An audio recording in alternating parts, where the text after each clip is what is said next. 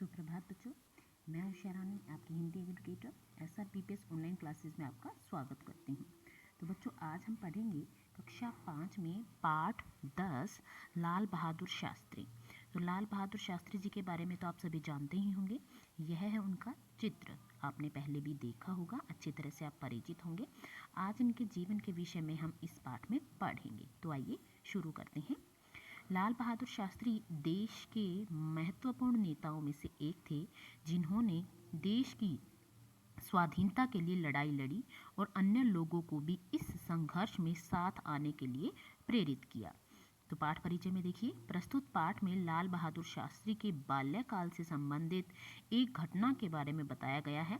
क्या थी वह घटना, आइए पढ़ते हैं। बच्चों, संसार में बहुत कम ऐसे व्यक्ति हैं जो केवल अपने बारे में न सोचकर दूसरों के बारे में सोचते हैं, दूसरों के दुख को अपना दुख समझते हैं।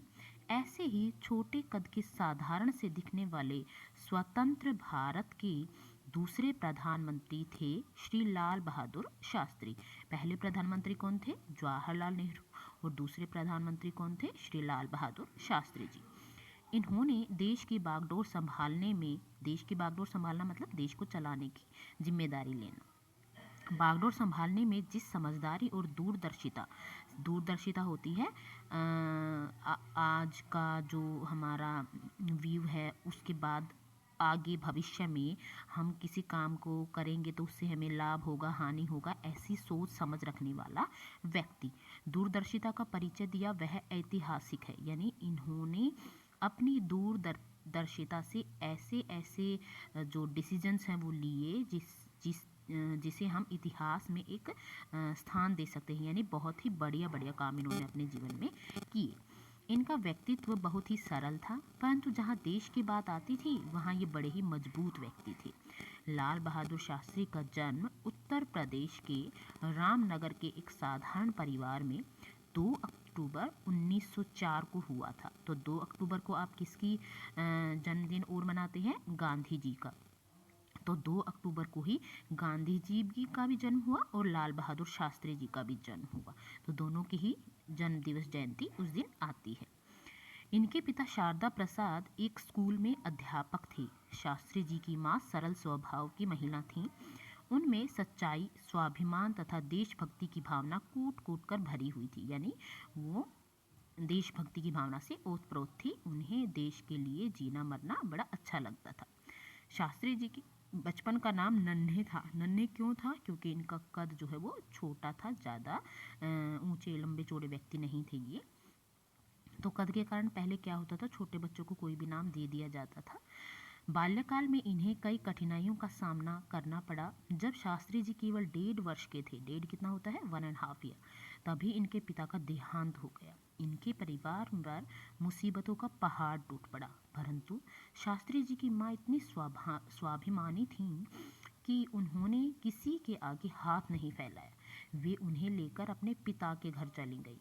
नाना हजारे प्रसाद शास्त्री जी को खूब लाड प्यार करते थे, परंतु शायद किस्मत को ये भी मंजूर नहीं था। अभी शास्त्री जी 4 कदम चलना ही सीखे थे कि नाना ने इनसे अपनी उंगली छुड़ा ली। समझ रहे हैं ना? उंगली छुड़ाने का मतलब क्या हो गया कि उनका भी देहांत हो गया। शास्त्री जी का भविष्य फिर दो राहे पर आकर खड़ा हो गया। माँ के समझ में नहीं आ रहा था कि अब वे क्या करें। वे बहुत चिंतित थीं कि किस प्रकार शास्त्री जी की आगे की पढ़ाई को जारी रखें और उन्हें आत्मनिर्भर बना सकें। काफ़ी सोच विचार के बाद उन्होंने शास्त्री जी को उनके मामा के घर बनारस पहुंचा दिया, परंतु इनकी किस्मत में यहाँ भी सुख नहीं था। इन्हें अपनी पढ़ाई पूरी करने के लिए आश्रय की ज़रूरत थी, लेकिन इसके लिए इन्हें मामा मामी के घर झाड़ू लगाना, कपड़े धोना आदि बहुत से काम करने पड़ते थे। माँ शास्त्री जी को सिखाती, हार न मानना ही जिंदगी का दूसरा नाम है। जिंदगी में अगर सफलता प्राप्त करनी है तो उसके लिए परिश्रम करना आवश्यक है। माँ की इसी सीख ने शास्त्री जी को विपरीत से विपरीत परिस्थितियों में स्वयं को निकाल लेने की ताकत और बुराई को पीछे छोड़कर अच्छाई के साथ आगे बढ़ने की सीख दी। एक बार की घटना है, कक्षा में गुरुजी ने अंग्रेजी भाषा का पाठ पढ़ाने के लिए बच्चों को गृह कार्य दिया और कहा, कल सभी लोग अपनी अपनी रैपिड रीडर लाना न भूलना। मैं हर बच्चे की उस किताब का निरीक्षण करूंगा और जो विद्यार्थी वह किताब लेकर नहीं आएगा उसे सजा दी जाएगी। गुरुजी की बात सुनकर लाल बहादुर उदास हो गए। तभी उनके एक सहपाठी गोलू ने पूछा, लाल बहादुर तुम इतने उदास क्यों हो? लाल बहादुर ने कहा, मेरे पास तो रैबिट रीडर नहीं है और न ही इतने पैसे हैं कि किताब खरीद सकूं। फिर तो गुरुजी तुम्हें जरूर सजा देंगे और कक्षा में भी नहीं बैठने देंगे, गोलू बोला। लाल बहादुर ने कहा, दोस्त क्या तुम मेरी मदद करोगे?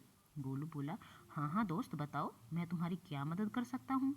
लाल बहादुर ने कहा, तुम मुझे आज अपनी किताब उधार दे दो, मैं उसकी नकल उतार कर कल तुम्हें वापस दे दूंगा। अगर तुम भूल गए तो? गोलू ने डरते डरते बोला। लाल बहादुर पूरे विश्वास पूर्वक बोले, नहीं दोस्त, मैं नहीं भूलूंगा। मैं तुम्हें विश्वास दिलाता हूँ कि मेरे कारण तुम्हें कोई परेशानी नहीं होगी। मैं किसी भी तरह रात में काम पूरा कर लूँगा। गोलू बोला, ठीक है ले जाओ, परंतु यह ध्यान रखना कि तुम भूल गए तो हम दोनों मुसीबत में पड़ जाएंगे। लाल बहादुर जब घर पहुँचे तो मिट्टी का तेल खत्म हो गया था। मिट्टी का तेल, कैरोसिन का तेल, जो पहले दिए वगैरह जलाने के काम आता था, जिसकी वजह से घर में लालटेन नहीं जल पाई थी। किंतु लाल बहादुर ने तो किताब की नकल उतारने के लिए मन में दृढ़ संकल्प कर लिया था। किसी भी तरह से बाधा को उन्होंने अपने मार्ग की रुकावट नहीं बनने दिया। उन्होंने स्ट्रीट लाइट के नीचे रात भर बैठकर पूरी किताब की नकल उतार ली। अगले दिन कक्षा में गुरुजी ने सभी विद्यार्थियों की किताबें देखना प्रारंभ किया। जब वे लाल बहादुर के पास आए तो बोले, लाल बहादुर तुम्हारी किताब कहाँ है? लाल बहादुर अपनी कॉपी दिखाकर बोले, सर सर वह मेरे। गुरुजी गुस्से में बोले, सर वह क्या लगा रखा है? मेरे सवालों का जवाब क्यों नहीं देते? चलो मेरी कक्षा से बाहर निकल जाओ। तभी गोलू खड़ा होकर बोला, सर यह रैपिड रीडर ही है।